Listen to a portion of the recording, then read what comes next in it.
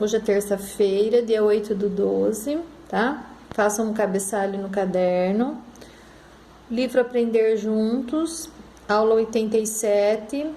Nós vamos finalizar a atividade 3, o caderno do aluno, tá? A atividade realizada nas páginas 183 e 184, tá? A página 183 vocês já fizeram, que é o texto da bromélia. A página 184, se vocês não fizeram ainda, façam. Se já fizeram, só tira foto e posta para mim, tá? Hoje nós vamos ler um texto, nós vamos continuar falando sobre textos de divulgação científica, tá? Esse texto que nós vamos ler chama Divulgação Científica. Ele foi escrito por Bianca Encarnação e Kátia Abreu, tá? Então aqui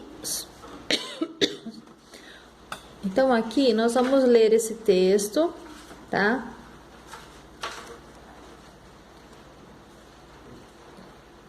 O que é e por que fazer divulgação científica, tá?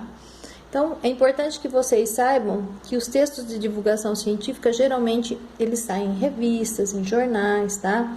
Eles são feitos por especialistas, eles têm fontes, né? As pessoas tiram as informações de fontes, não é o que elas acham, não é o que elas pensam, né? Sim, é baseado em dados, em pesquisas, em conhecimento. E eles são de utilidade pública. O que é texto de utilidade pública? É texto que traz informação para a população.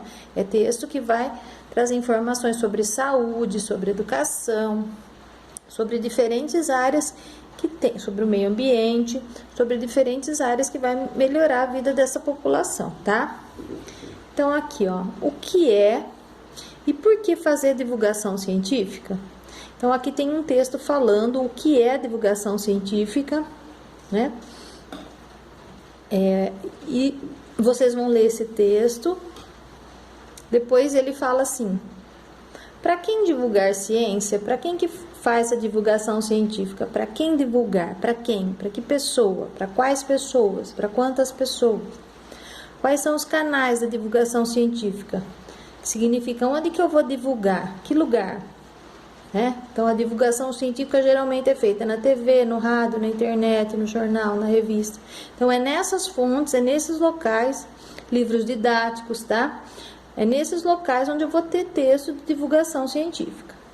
Aqui tem as características de divulgação científica, que é uma linguagem formal. O que é uma linguagem formal? Uma linguagem aonde não é uma linguagem do cotidiano, uma linguagem que eu converso com meu amigo, com meu colega, não é uma carta, tá? Ela tem uma linguagem mais formal, com palavras mais ricas de informação, palavras que muitas vezes a gente não acaba usando no nosso cotidiano, tá? E aqui ele tem os tópicos aqui tem os tópicos de uma divulgação científica. Então, qual é o objetivo, né? Quais os principais tópicos de uma boa divulgação científica? Fisgar o leitor, fazer analogia, comparação. Ter rigor. O que é ter rigor? É ter certeza naquilo que está informando. Tem um público-alvo detalhado anteriormente, quer dizer, para quem que vai essa informação, quem é o público, quem são as pessoas. Ela é impessoal, ela não tem a opinião da pessoa que está escrevendo, tá? O que a pessoa pensa não importa, o que importa é a pesquisa, é a informação. Tem que ter clareza, apesar de ser uma linguagem formal, ela tem que ter clareza, tá? As pessoas têm que entender o que está sendo escrito ali, tem que estar explicando bem sobre o assunto, sobre o que está falando. Se for sobre a dengue, se for sobre o coronavírus, se for sobre educação, se for sobre as queimadas, se for sobre desmatamento, tá? Boxes, siglas, citações de pessoas, nada de rodapés e agradecimento, não tem que ter, e tem que despertar a vocação, né? Então, ela tem como objetivo despertar o interesse das pessoas, tá? Aqui a forma de como ela é feita, né? Então, como é feita a divulgação científica.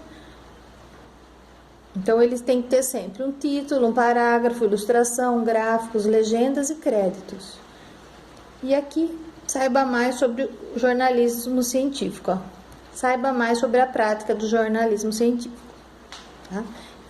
Aqui embaixo a gente tem a fonte, de onde foi tirado esse texto. Ó. Texto especialmente produzido para o encontro.